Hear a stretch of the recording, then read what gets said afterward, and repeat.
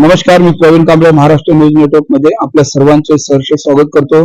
आज मी मीरा भाईंदर शहरातील Navghar police station या ठिकाणी उभा आहे आणि याच पोलीस स्टेशनच्या चक्रा कंटिन्यू मारून कंटिन्यू 6 महिन्याच्या वर या ठिकाणी ये जा करणारा एक व्यक्ती, आज त्यांच्याशी आम्ही बातचीत केली असता त्यांनी त्यांचं प्रकरण सांगितलं। पाहूया त्यांचं प्रकरण नेमकं काय आहे, काय सांगत आहेत ते जाणून घेऊया। एवढे दिवस ज्या या ठिकाणी ये जा केलेला आहे, नेमकं कारण काय आहे त्या ये जा करण्याचं नवघर पोलीस स्टेशनला त्यांच्याकडूनच जाणून घेऊया। जे तक्रारदार आहेत त्यांची काय म्हणणं आहे जाणून घेऊया, काय बोलत आहेत। काय सांगाल सर, तुम्ही गेल्या अनेक महिन्यापासून 6-7 महिन्यापासून तुम्ही नवघर पोलीस स्टेशनला ये जा करत आहेत, नेमकं कारण काय काय? आज मला ठीक पहिले तर मी आज हनुमान जयंती शुभेच्छा देतो आपल्या चॅनलला। आज चांगला दिवस आहे आणि जय हिंद, जय महाराष्ट्र। मी चांगल्याच काय ही नवघर पोलीस स्टेशनला आज मला येऊन 10 महिने झाले। 18 जुलै पासून मी सतत इकडे येत आहे। कमीत कमी 100च्या वर येऊन गेलो आहे।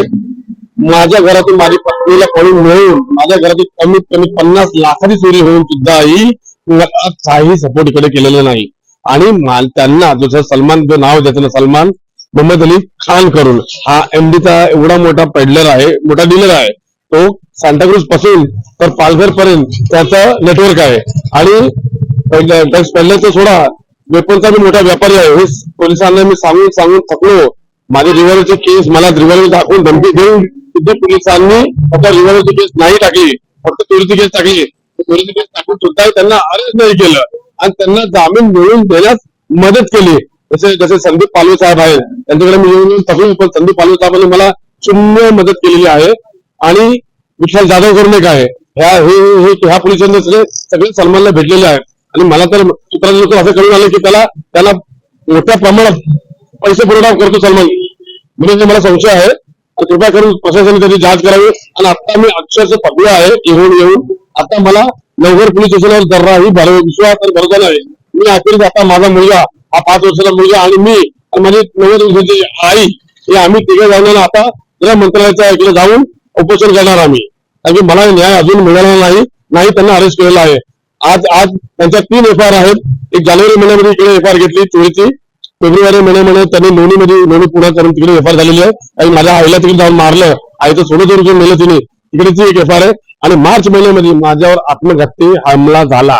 हे मी, माझा मुलगा आणि माझी आई आम्ही रस्त्यात चालू होतो तुंगारेश्वरला, मला गाडीला थांबून माझ्यावर जीव घेणं हमला केला आणि देवासोबत आज देवाची कृपा, आमच्या माझी कृपा की मी वाचलो, नाहीतर आमचं मरण झालं होतं। काही तो एवढा मोठा पहिला तरी खूप सुंदर आहे, तो एवढा मोठा गुन्हेगार की तेव्हा बी त्यांनी रिव्हॉल्वर काढली होती, तेव्हा बी सामोर होता, तो रिव्हॉल्वर घेऊन फिरतो, तरीही पोलीस लोक त्याची दखल आणलेली काही घेत नाही आणि वारंवार माझ्यावर हमला होत चालले। माझे पेपर्स पडलेत, कॉपी पडलेत, तरी मला काही सहकार्य पोलिसांनी भेटलेले। आजही आरोपी मोकळ्यापणाने फिरत आहे आणि ती पण फिरत आहे, खुल्ला फिरतात। लोकांना सांगतो की मी त्याला ओळखत नाही, त्याचे सीसीटीव्ही फुटेज आहेत आमच्याकडे। माझी बिल्डिंग मध्ये येऊन माझ्या बिल्डिंग मध्ये खाली येऊन मला धमकी देऊन गेली, ज्यादा नाटक करण्याची हम लोग उल्ला वाले। आज मला सांगा साहेब, मी आज बिझनेसमॅन असून मी पोलिसांकडे वारंवार मदत मागून सुद्धाही मला मदत नाही मिळाली, तर मी कोणाकडे जाऊ? म्हणून आता आम्ही निर्णय घेतलाय की आम्ही डायरेक्ट केंद्र सरकारचा जो आपलं मंत्रालय आहे तिकडे जाणार। गृह मंत्रालयाच्या पुढे मी, माझी आई, मला मुलगा उपोषणाला बसणार। दखल न घेण्याचं नेमकं काय कारण सांगा? मोठ्या प्रमाणात त्यांचा पैसा पुरवठा झालेला आहे।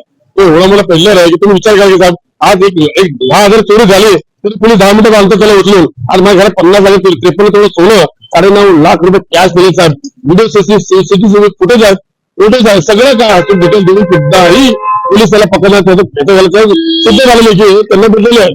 पालवे साहेबांकडे सगळे मी फोटो सीसीटीव्ही फोटो दिलेले, जाधवकडे पॅन ड्राईव्ह दिलेला आहे मी पुन्हा, विठ्ठल जाधव नाव देतं, तो माझ्या घरी येऊन सगळे काही डिटेल्स घेऊन सुद्धा आजही विचार करके एवढे तुम्हाला पुरावठा देऊन सुद्धाही त्याला अरेस्ट नाही केलं। त्याचं कारण म्हणजे हे लोक भेटलेले आहे ना, किंवा माझ्या चोरीमध्ये त्याला चांगला खासा पैसा पुरवला होता। पोलीस काय कारण सांगत आहेत? पोलीस फक्त सांगतो की आम्ही शोधत आहे, खोटं बोलतो। आम्ही त्यांना 3 ते 4 वेळा बोललो होतो कुठे लपलाय करून, तरी माझ्याबरोबर एकही पोलीस आला नाही। मी स्वतः चौकीत आलो होतो की चला तो तिकडे लपलाय, चला कोणी माझ्याबरोबर आला नाही। आणि त्याला पकडायची इच्छाच नाही आणि त्यांना माहिती त्यांना पकडणार तर त्यांचे जे वरिष्ठ जे पैसे घेऊन बसलेले, पैसा मोठ्या प्रमाणात घेऊन बसले, ते त्यांना फोर्स करतील। आज संदीप पालवे साहेब एवढे चांगले ऑफिसरांचं मी नाव ऐकलं होतं, पण साहेब संदीप पालवे साहेबांनी त्यांना अरेस्ट सुद्धा नाही केलं. माझी बायको त्यांना भेटून त्याचा नंबर सुद्धा आहे, त्याचा ऍड्रेस सुद्धा आहे, तरीही तिला अरेस्ट करत नाही. आणि अखेर त्यांना जामीन भेटून दिली. जामिनीसाठी मी किती वेळ पालवे साहेबांनी साहेब तारीख कधी जामीन भेटतात त्याला एव्हिडन्स कधी आलं, तरी मला दिशाभूल केली, मला जराही त्याची माहिती दिली नाही त्यांनी. हे होते आपले मीरा भाईंदर पीपल्स रिपब्लिकन पार्टीचे कार्याध्यक्ष. आणि या ठिकाणी त्यांच्याच पार्टीचे जे महासचिव आहेत मीरा भाईंदरचे, तेही या ठिकाणी या सर्व विषयावर बोलण्यासाठी आलेले आहेत. चला तर जाणून घेऊया त्यांचं मत काय सांगत आहेत या विषयावर, काय बोलत आहेत ते. मीरा भाईंदरचे महासचिव आहेत ते उत्तमराव सुपाजी नाईक. जाणून घेऊया त्यांची प्रतिक्रिया काय सांगत आहेत. काय सांगाल साहेब, या प्रकरणामध्ये तुम्ही सुरुवातीपासून जे आहे गेल्या 6 महिन्यापासून तुम्ही हे सर्व प्रकरण हाताळत आहात. काय कारण, कशासाठी हे सर्व विषय चालढकल केले जातात, काय सांगाल. आमच्या पक्षाचे कार्याध्यक्ष गणेश हंडगर साहेब, या ठिकाणी जो त्यांच्यावर अन्याय झालेला आहे, तो अत्याचार झालेला आहे आणि पत्नीने आणि त्या सलमान नावाचे त्यांनी ते केला, परंतु या ठिकाणी पोलिसांनी पण त्याच्यावर अन्याय केल्याचं दिसते.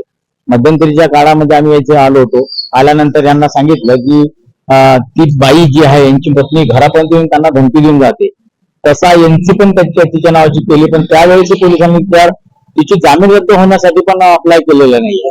आणि असं दिसतं की सलमानला पकडण्याची या पोलिसांची मानसिकता नाही आहे, मानसिकता दिसत नाही. कितीतरी आम्ही वरिष्ठांची मदत घेतली, वरिष्ठांकडे जाऊन आलो, एसीपी कडे जाऊन आलो, डीसीपी कडे जाऊन आलो, इथले स्थानिक साहेब पोलीस साहेब यांना पण भेटून आलो, पण ते त्यांची मानसिकता दिसत नाही त्यांना पकडण्याची.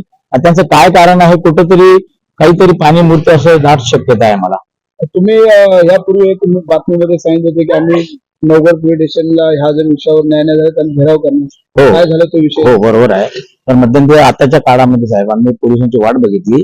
आता निवडणुका लागल्यामुळे आचारसंहिता आहे, आचारसंहिता लागलेली आहे. आचारसंहिता भंग होऊ नये कारण बघा साहेब, आम्ही संविधानाचे पायी आहोत. संविधानाचं रक्षण करणं, त्याच्या नियमानुसार चालणं हे आमचं आद्य कर्तव्य आहे, कारण संविधान आमच्या बापाने लिहिलेलं आहे. त्याकरता आम्ही ह्या गोष्टीला थोडा दुजोरा दिला, लांबवर टाकलंय की पोलीस आज नव्हते त्याच्यावर कारवाई करतील, पण अद्याप तसं काही दिसलं तर आम्ही पाठपुरावा करत राहू. या विषयी पुढची भूमिका तुमची काय असेल या विषयावर. सन्माननीय जोगेंद्र पवार सर काल आले होते, आमच्या कार्यालयाला भेट दिली. त्यांचा हा विषय आम्ही त्यांना सांगितला, तर त्यांनी सगळ्यांचे जे नाव नंबर EI आणि त्या आयोगचे सगळ्यांचे नाव नंबर लिहून घेतले आणि मी बोलतो असं त्यांनी बोलले. आता निवडणुकीचा सुमारास त्यांना वेळ मिळणार नाही ह्या सगळ्या गोष्टीसाठी, म्हणून त्यामध्ये फावल्यावर मी येऊन Kashimira police station, Kashigaon police station, Navghar police station भेटली.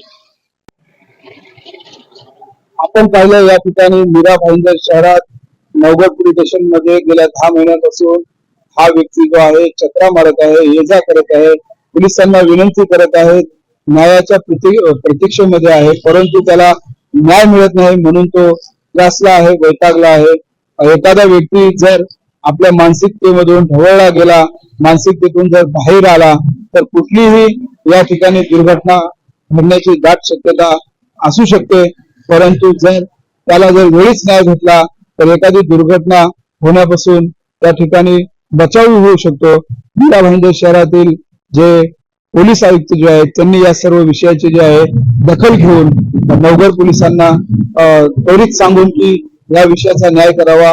आरोपी जो आहे बिनधास्तपणे फिरतो आहे, याच व्यक्तीला मारहाण करतो आहे, धमकी देत आहे. जर अशा प्रकारचे जर मीरा भाईंदर शहरामध्ये जर विषय होत असतील तर पोलिसांकडून न्यायाची अपेक्षा नाही करायची तर मग कुणाकडून न्यायाची अपेक्षा करायची हा प्रश्न निर्माण होतोय.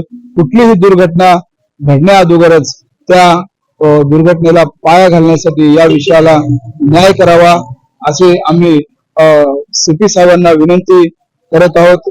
महाराष्ट्र न्यूज नेटवर्क चॅनलच्या माध्यमातून आम्ही पोलिसांना विनंती करून सांगत आहोत की सदर विषय जो आहे, सदर व्यक्ती जो आहे गेल्या 10 महिन्यापासून ये जा करतोय, पोलिसांना भेटतोय, परंतु त्याचा न्याय होत नाही.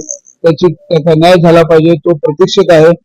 हीच आमची विनंती आहे. नमस्कार, महाराष्ट्र. अशाच नवनवीन बातम्या पाहण्याकरता महाराष्ट्र न्यूज नेटवर्क चॅनलला सबस्क्राईब करा, लाईक करा आणि तुमच्या काय प्रतिक्रिया असतील तर आम्हाला जरूर कळवा. नमस्कार, जय महाराष्ट्र.